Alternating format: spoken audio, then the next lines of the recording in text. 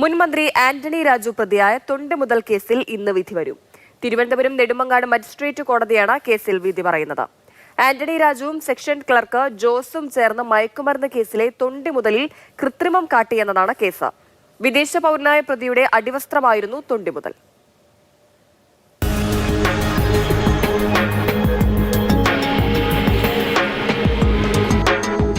1990 കേസിന്റെ തുടക്കം. തിരുവനന്തപുരം വിമാനത്താവളത്തിൽ വന്നിറങ്ങിയ ഓസ്ട്രേലിയൻ സ്വദേശി ആൻഡ്രൂ സാൽവദോർ സർവലി. അടിവസ്ത്രത്തിൽ ഒളിപ്പിച്ച 61 ഗ്രാം ഹാഷിഷുമായി ഇയാൾ പോലീസിന്റെ പിടിയിലാകുന്നു. കേസിന്റെ അന്വേഷണം പോലീസ് വേഗത്തിൽ പൂർത്തിയാക്കി. മയക്കുമരുന്ന് ഒളിപ്പിച്ച അടിവസ്ത്രമായിരുന്നു പ്രധാന തൊണ്ടിമുതൽ.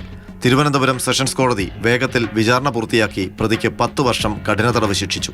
പ്രമുഖ അഭിഭാഷക സെലിൻ വിൽഫ്രഡ് ആയിരുന്നു പ്രതിക്ക് വേണ്ടി ഹാജരായത്. പിന്നീട് രാഷ്ട്രീയ നേതാവായി മാറിയ ആന്റണി രാജു ആയിരുന്നു സെലിൻ വിൽഫ്രഡിന്റെ ജൂനിയർ അഭിഭാഷകൻ. തൊട്ടുപിന്നാലെ ഹൈക്കോടതിയിലേക്ക് പ്രതിഭാഗം അപ്പീൽ പോയി. കേസിലെ പ്രധാന തൊണ്ടിവസ്തുവായി കോടതിയിൽ ഹാജരാക്കിയ അടിവസ്ത്രം പ്രതിക്ക് ചേരുന്നതായിരുന്നില്ല. ആൻഡ്രൂ സാൽവദോർ സർവേലി കുറ്റവിമുക്തനാക്കപ്പെട്ടു. പോലീസ് ഹാജരാക്കിയ അടിവസ്ത്രം പ്രതിയുടേതല്ല എന്ന വാദമാണ് ഹൈക്കോടതിയിൽ വിജയിച്ചത്. കേസിൽ ജയിൽ മോചിതനായ സാൽവദോർ ഓസ്ട്രേലിയയിലേക്ക് തിരിച്ചുപോയി. ഓസ്ട്രേലിയയിലെത്തിയ സാൽവദോർ അവിടെ ഒരു കൊലക്കേസിൽപ്പെട്ട് ജയിലിലായി. സഹതടവുകാരനോട് താൻ കേരളത്തിലെ മയക്കുമരുന്ന് കേസിൽ നിന്ന് രക്ഷപ്പെട്ടതെങ്ങനെയെന്ന് വിവരിച്ചു.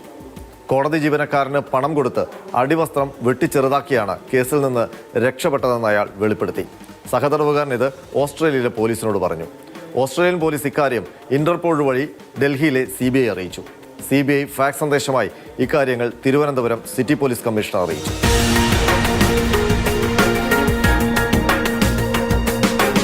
1996 ഈ സംഭവങ്ങൾ നടക്കുന്നത്.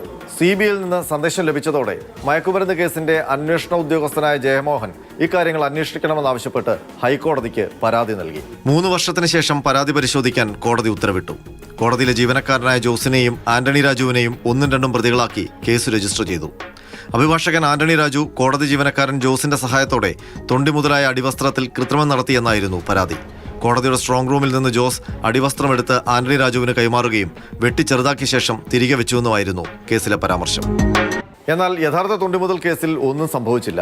അന്വേഷണം വഴിമുട്ടി. പിന്നീട് 2006 വീണ്ടും അന്വേഷിച്ച് വഞ്ചൂർ കോടതിയിൽ ഒരു കുറ്റപത്രം സമർപ്പിച്ചു. 8 വർഷം ആ കുറ്റപത്രം അവിടെ കിടന്നു. 2014 കേസ് നെടുമങ്ങാട് കോടതിയിലേക്ക് മാറ്റി. ആന്റണി രാജു എന്ന പ്രതി കോടതിയിൽ നിരന്തരം ഹാജരായില്ല. 22 തവണയാണ് കേസ് മാറ്റിവെച്ചത്. 2023 കേസ് പുനരന്വേഷിക്കാൻ ഹൈക്കോടതി ഉത്തരവിട്ടു. കേസ് റദ്ദാക്കാൻ ആന്റണി രാജു സുപ്രീം കോടതി വരെ പോയി. കേസിൽ വിചാരണ നേരിടാനായിരുന്നു പരമോന്നത കോടതിയുടെ തീർപ്പ്. തുടർന്ന് വിചാരണ നടന്നു. തൊണ്ടി രജിസ്റ്ററിൽ ആന്റണി രാജു എഴുതി ഒപ്പിട്ട രേഖയാണ് കേസിലെ പ്രധാന തെളിവ്. ഫോറൻസിക് പരിശോധനയിൽ ഇത് ആന്റണി രാജുവിന്റെ കയ്യൊപ്പെന്ന് കണ്ടെത്തിയിരുന്നു. 10 വർഷം ശിക്ഷ കിട്ടാവുന്ന പുതിയ വകുപ്പുകളും ചേർത്തു. കേരളത്തിന്റെ രാഷ്ട്രീയ നിയമവൃത്തങ്ങളിൽ ഏറെ കൗതുകമുണർത്തിയ കേസാണ് തൊണ്ടിമുതൽ case. R. Ananthakrishnan, Mathrubhumi news, Thiruvananthapuram.